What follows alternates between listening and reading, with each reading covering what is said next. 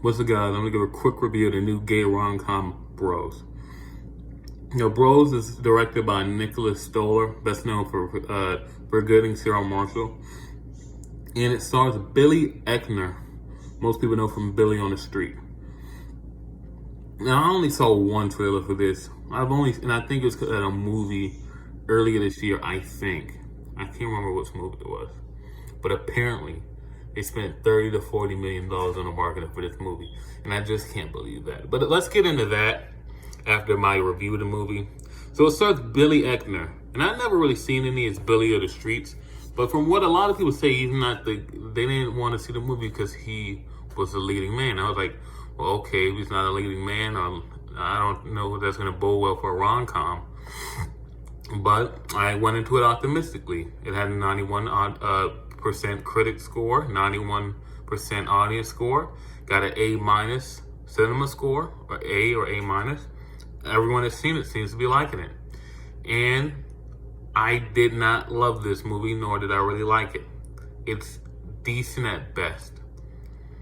Billy Eichner was not a great leading man, in my opinion. He didn't really... I didn't find joy watching him on the screen. His person that was supposed to be the love interest, Luke McFarlane, played Aaron. I liked him, and I really liked everything he brought to this. I didn't really like their chemistry, but I liked the character of Aaron. I didn't really like the character of Bobby, and I really didn't like any of the supporting characters. But I really didn't follow any of the supporting characters. The jokes weren't all that funny. Like I think there was like one joke, and it was like when somebody from Will and Grace showed up, and I never watched Will and Grace, but I understood, oh, this is a famous person. The show kind of, their demographics kind of gay people. So I was like, oh, okay, LGBTQ people. I was like, oh, okay, I got that, and I really liked her appearance. I'm gonna guess it's Grace from Will and Grace that showed up. I really liked that scene, and I think that was the funniest thing they did in the entire movie. That and like the beginning of the movie, him talking on his podcast about, and we only see his life as a podcaster once throughout the whole movie. Bobby, we don't really focus on his career. We focus on him wanting to open up an LGBTQ museum, but we don't actually focus on his career as a podcaster at all. It's kind of just like something he does at the beginning, and we don't really see it again. So we do focus on Aaron's career and what he does, and his life aspirations, and how he feel like he never really got to do these things because he thought it was, in his words, faggy and all those other words. And that was nice to see, but I just didn't have a connection or a vibe with this movie. It wasn't really funny. The pacing was kind of off and weird. Just went from one thing to another to another. The chemistry between the two main leads just wasn't there. A lot of things just didn't work for this movie overall for me. I got to give it like a 5 out of 10. And a lot of things about this movie just did not work for me. Now, onto the box office. Billy Eichner has gone off on Twitter and saying that he believes this movie flopped because straight people didn't come to see it. I don't know if he doesn't understand box office or movies in general or this art form of cinema or anything about this industry. If you make a movie for a certain demographic, you have to your movie is for that demographic. Don't expect anyone outside of your demographic to show up. Horror directors understand the people that like and love horror are going to show up for a horror movie, but they aren't going to get upset if people don't show up for superhero movies. Superhero fans don't show up for the horror movie. You know what I mean? They're not going to get mad at superhero fans for not showing up for a horror movie. That is not their demographic. Now, he started talking about how, well, if you don't see this movie, people won't come and see. They're going to keep making superhero movies, this, that, and the third. And I understand that, and I sympathize with that. And I understand. I can't really get mad at superhero movies. People watch those movies because they like them. And people always talk about superhero fatigue. Motherfucker, that is not a thing. That is not a thing. How you can even say that's a thing when they're still pulling the numbers they are at the box office compared to everyone else? It's fucking idiotic. The people that usually say shit like that don't know anything about the box office or know anything about how. They don't know the numbers other movies do compared to superhero movies. They don't really understand the numbers and how gigantic that superhero movies pull in. They don't understand it. So I see someone like Billy Eichner, someone who's a lead in a fucking a top highly critically acclaimed movie saying stupid, uninformed shit like that kind of pisses me off. Like, how are you just gonna go out and blame your movie because it didn't appeal to a demographic the movie was not even made for? You should know this and understand that. Even people who go out to make art house movies know that their movie's probably not going to appeal to everyone. But they're making a movie because they want their message and the art to be seen. Because they're doing it to make a message and to send a message. Not trying to preach. And I think that's the main problem with this movie. He's kind of, in the way that they market it, they're kind of preaching at you. They're not sending a message. Sending a message and having a message and preaching are totally two different things. You can consume a message. You can sit on a message. You can salivate with a message. Preaching is this fucking basically screaming at you, telling you need to think this, you need to do that, you need to do this, you need to do that.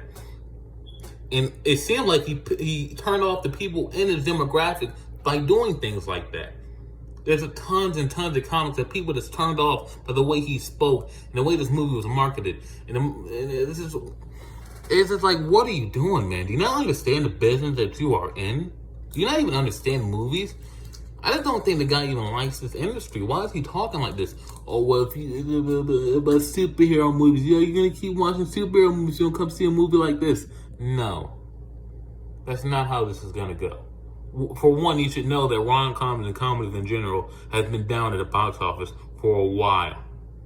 They're kind of getting segregated to streaming, which I don't know how to feel about. Because on one hand, there is no cinematic value to seeing a comedy in this movie theater other than to be around a crowd. And crowds aren't showing up for comedies. So the one benefit you have of seeing a comedy in a movie theater isn't there. And then on the other hand, if a director or artist or anyone wants their movie seen on a big screen in the movie theater, I believe they are owed that right. And their movie should be played in a movie theater. But he doesn't seem to understand that rom-coms in general are down. And I know a lot of people like to bring up Lost City. Most people don't know that Lost City is a rom-com. I didn't even know that Lost City was a rom-com. And I was very excited about it when it came out. And I saw it. I really didn't know it was a rom-com. I don't think most people know it was a rom-com. It was more marketed as an action comedy, adventure. That's what it looked like. That's what it was marketed as, an action comedy adventure starring Channing Tatum, Sandra Bullock, Daniel Radcliffe, cameo from Brad Pitt. That was what the movie was marketed as. So I know a lot of people want to throw the Lost City out there as people still want to see rom-coms, but that's not a good one. And then they're going to talk about Ticket to Paradise. That's another not a good one. If your genre can't make money without big names in it, like huge fucking names, like fucking George Clooney and Julia Roberts, your genre is kind of dead, my man. Horror can make it without a big name. Smile, Barbarian, not a big name in sight, probably besides what, Bill Skarsgård. Out of those two movies I named, Bill Skarsgård is the biggest name in all of them. And he's not really a household name like that. Kind of, sort of.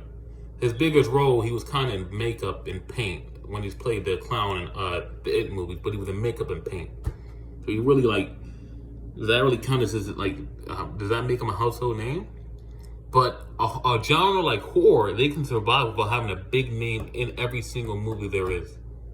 But rom-coms can't. That just tells me the rom-coms aren't on like that. You know what I mean? That's how you know rom-coms aren't on like that. But Billy Eichner should have known this shit before he went on this crazy, stupid rant blaming straight people for not seeing his movie. Blaming people outside of his demographic for not seeing his movie. Something he should know. You should have known this. People and everyone should have known this when they greenlit the movie. Universal should have known this. Universal should have known this when they greenlit the movie. They spent $22 million on the production budget and $30 to $40 million on the marketing budget. I just don't believe they spent $30 to $40 million. And from the comments I've seen, it seemed like they did very targeted marketing towards LGBTQ members. They very much targeted this movie at LGBTQ people, and now he's upset that people that weren't LGBTQ didn't come and see his movie. It just does not make any fucking sense, my man. But yeah, I kind of went on a rant because it pisses me off to see someone just trying to one, he's trying to incite cultural war bullshit, and two, he's just trying to like get on the, well, if you don't see this movie, superhero movies are going to continue to dominate. Fuck off. We don't need someone like you talking about this when you're so clearly uninformed. Yes, if you don't see original movies, only IP movies and superhero movies and everything else are going to continue to be made. Yes, that's probably what's going to happen. But just because someone didn't want to come see your movie because of the way you marketed it, because you didn't understand your demographic, does not mean give you a right to use that as a cop-out. So yeah, bro, it's a 5 out of 10 overall. It's not dog shit terrible, but it's not like the greatest thing ever. It's right there in the middle. Peace.